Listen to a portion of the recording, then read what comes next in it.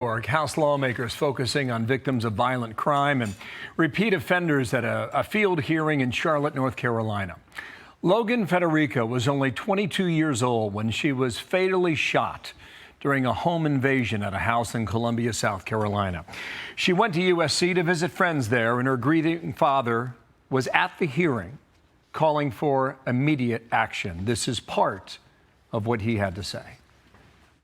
Think about your child coming home from a night out with their friends, laying down, going to sleep, feeling somebody come in the room and wake them, and drag her out of bed, naked, forced on her knees, with her hands over her head, begging for her life, begging for her hero, her father, me, that couldn't be there. Bang!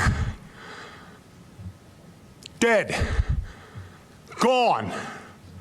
Why?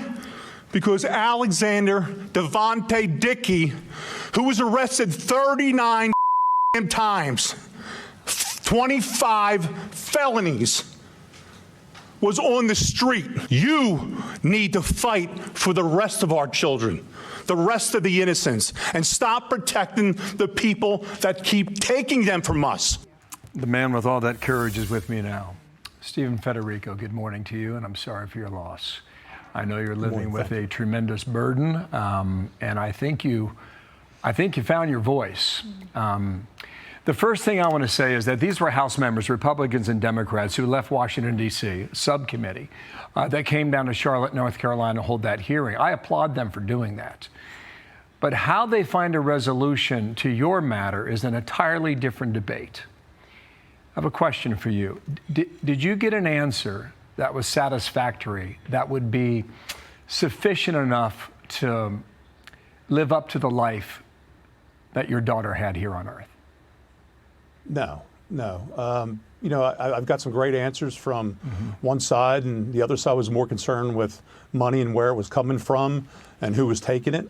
But at the end of the day, there is no answer yet for it. But the soft on crime stuff has to stop. We have to be able to keep career criminals in prisons. We need more prisons. We need more mental institutions. We need more mental health. But no, the meeting turned into something totally different from another side. Yeah. Help me with something here. You called out the killer's name, Alexander Devontae Dickey. 30-year-old convicted felon, extensive criminal history, 39 arrests, 25 felony charges. Right. Was that all in South Carolina? From what I understand, yeah.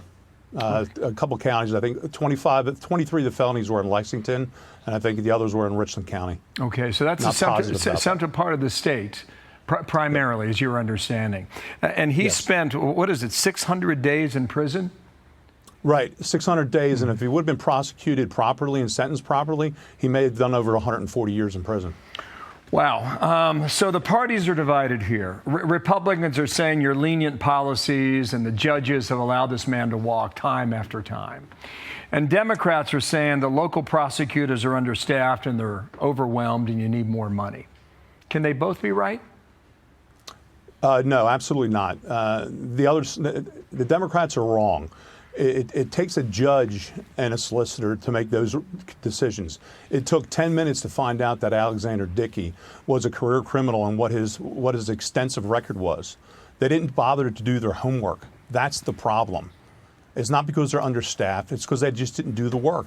They don't communicate Lexington to Richland County. I've been told that. They don't work together. Mm-hmm. Do you think they knew what they ran into when you opened your mouth this week? I think they found out real quick. I'm not going away. My daughter isn't going away. And we have to stop more Logan Federicos. I can't save her now, but buckle up, put your helmet on. Mm-hmm. Sir, you've got a GoFundMe page to help support the family, and you've raised quite a bit of money already, about $44,000. Yeah. How can that help you? Well, obviously, we're going to get some foundations going for Logan, some scholarships. We're in talks with her community college that she was going to. We're going to put that money to good use to just help do what I'm trying to do and make America safer. It has to be. We have to protect our future. Logan would have been a big part of the world. She would have been a big part of problem solving. She was what this country needed, and it was taken from her because of poor decision making. Yeah. Sir, stay strong, and may her memory live on. I heard you say that all she did was talk about how she wanted to go see her friends in Colombia, but she was expected to come home that entire time.